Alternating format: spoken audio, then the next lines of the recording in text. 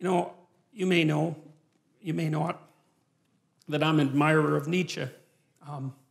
Nietzsche was a devastating critic of, I would say, dogmatic Christianity. Christianity as it was instantiated in institutions, I suppose, although he's a very paradoxical thinker because, for example, one of the things Nietzsche said was that he didn't believe that the scientific revolution would have ever got off the ground if it hadn't been for Christianity, and more specifically for Catholicism, because he believed that over the course of really 1,000 years, the European mind, so to speak, had to train itself to interpret everything that was known within a single coherent framework. Coherent if you accept the initial axioms. A single coherent framework. And so Nietzsche believed that Catholicization of the phenomena of life and of history produced the kind of mind that was then capable of transcending its dogmatic foundations and then concentrating on something else, which in this particular case happened to be the natural world. And so Nietzsche believed that in some sense Christianity died at its own hand.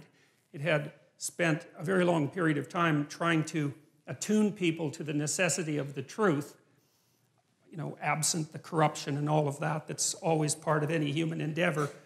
And then the truth, the spirit of the truth that was developed by Christianity turned on the roots of Christianity, and everyone woke up and said something like, or thought something like, well, how is it that we came to believe any of this?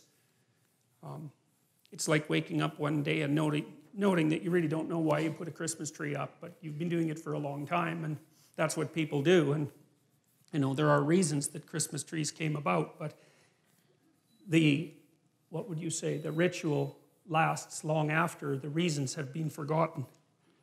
So now Nietzsche, although he was a critic of Christianity and also a champion of its disciplinary capacity, because you see, the other thing that Nietzsche believed was that it was not possible to be free in some sense unless you had been a slave. And by that he meant that you don't go from childhood to full-fledged adult individuality.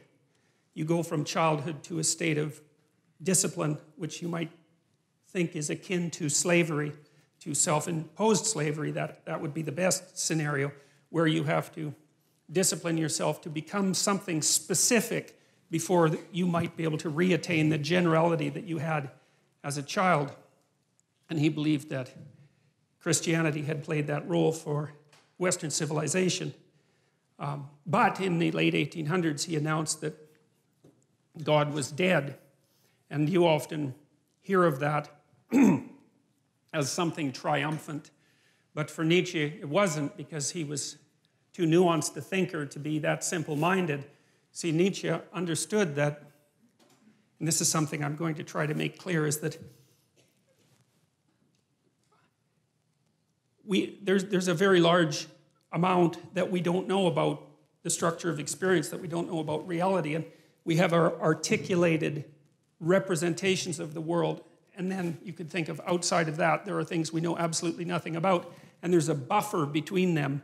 And those are things we sort of know something about, and we don't know them in an articulated way. Here's an example. Sometimes you're arguing with someone close to you, and they're in a bad mood, and they're being touchy and unreasonable, and you keep the conversation up, and maybe all of a sudden they get angry, or maybe they cry, and then when they cry, they figure out what they're angry about, and it has nothing to do with you, even though you might have been what precipitated the argument, and that's an interesting phenomenon as far as I'm concerned, because it means that people can know things at one level without being able to speak what they know at another. And so in some sense, the thoughts rise up from the body, and they do that in moods, and they do that in images, and they do that in actions. And we have all sorts of ways that we understand before we understand in a fully articulated manner. And so we have this articulated space that we can all discuss, and then outside of that, we have something that's more akin to a dream that we're embedded in, and it's an emotional dream that we're embedded in, and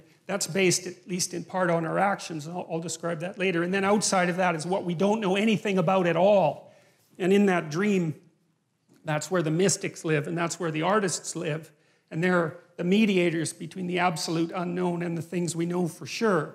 And you see, what that means in some sense is what we know is established on a form of knowledge that we don't really understand, and that if those two things are out of sync, so you might say if our articulated knowledge is out of sync with our dream, then we become dissociated internally. We think things we don't act out, and we act out things we don't dream, and that produces a kind of sickness of the spirit, and that sickness of the spirit, its cure is something like an integrated system of belief and representation.